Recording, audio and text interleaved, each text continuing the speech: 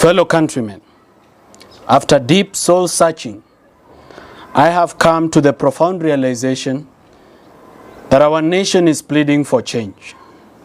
The youthful generation of this country have led the way into the light. We owe them a huge debt of gratitude.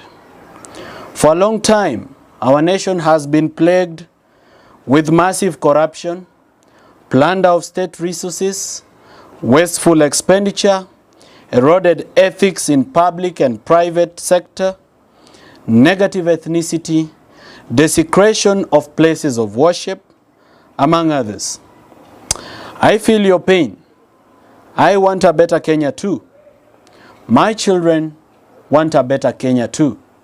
My wife Rachel has told me stories and dreams of us falling in love again in a new country called Kenya. For this reason, I have decided to lead the way. Fellow countrymen, before I declare the raft of measures to be undertaken by my government in the pursuit of a better tomorrow, I want to remember the heroes who have lost their lives in this struggle. I condole with your families. I cannot pretend to know how you are feeling, but I want you to know that I am truly sorry. I may not be able to restore the lives of your dear departed, but I have made a committed resolve to remember them as heroes of Kenya and confer state honors upon them, as is my power under the Constitution. Be assured that the government of Kenya shall bear the cost of a state burial for each of them, and the families will also be compensated accordingly. Ladies and gentlemen, at a moment like this, we must make a decision to move forward or to look backwards. It is written in the story of a prolific writer, Goro Wakamau, a true son of this land, that we should never cry when the sun goes down, for the tears will not let us see the stars. As we look forward, I charge all of you to walk with me in this journey and be my accountability partners as I serve you as your president. Accordingly, I have made the following reforms to my government effective immediately. 1. By the power delegated to me by the people of Kenya under Article 152 of the Constitution, I hereby dismiss all cabinet secretaries serving in my government. They shall cease to hold office forthwith. I will appoint a new cabinet within 14 days to help me in the priority business of our country. 2.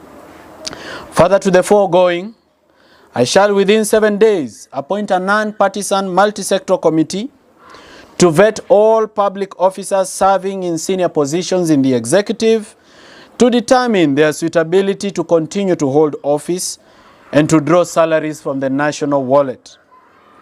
I shall conduct this radical surgery to root out all officers that have normalized corruption, glorified incompetence, and made a mockery of public service. This shall apply to all principal secretaries, head of parastatals, presidential advisors, state house staff, among others. As the leader of the Kenya Kwanza coalition of parties, I have summoned a parliamentary group meeting on Wednesday, 3rd of July, to discuss a reorganization of our parliamentary leadership in a manner that reflects the aspirations of the people of Kenya. I hope that upon resumption of Parliament, the first order of business should be to constitute the Independent Electoral and Boundaries Commission to facilitate democratic processes that may ensue. Ladies and gentlemen, it is important that we appreciate the fact that our constitution is not perfect. It requires serious reform to achieve a higher level of accountability and good governance.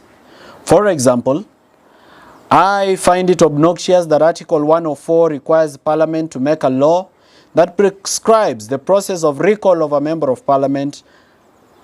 This is something that we must revisit. Upon constitution of the IEBC, we shall propose a referendum process to re-examine the Constitution for it to reflect our national realities and aspirations as a people. I urge you, my fellow countrymen, to reason with me on practical steps that can be taken in the pursuit of shared prosperity. To spur economic growth in our motherland, I have made the following executive orders. 1. I am this evening instructing the Governor of Central Bank to within 21 days develop a mechanism where small, medium enterprises, SMEs, can borrow business loans from banks at a special interest rate of 8% to 10%, which will enable business expansion and job creation for our youth. I am this evening instructing the Director General of the Energy Petroleum Regulatory Authority, EPRA, to immediately prioritize issuance of licenses to any person who wants to generate affordable electricity for Kenyans. The authority should develop comprehensive regulations to open up the energy market for investment. This will help lower the cost of manufacturing and spur growth in the manufacturing sector, thus creating jobs for our youth. Fellow countrymen, following 2 weeks of protests by the Kenyan people, it is worth noting that there are police officers that conducted themselves in a manner that betrays their oath, violates the Constitution, the Police Service Act, and the police standing orders. I therefore charge the Independent Police Oversight Authority to speed up investigations into such cases for immediate action. In the intervening period, I have accepted the resignation of the Inspector General, Mr. Japheth Koome, who has written to me citing personal reasons. The nation is grateful to his service. I have forthwith recalled the Deputy Inspector General Nur Gabo, who is on a UN mission in Haiti, to report back to office and act as Inspector General until a substantive office holder is appointed. In the coming weeks, I will announce more measures to be undertaken by my government in furtherance of radical reforms that are in pursuit of our shared prosperity. Thank you, good people. I won't be taking any questions today. Asante sana.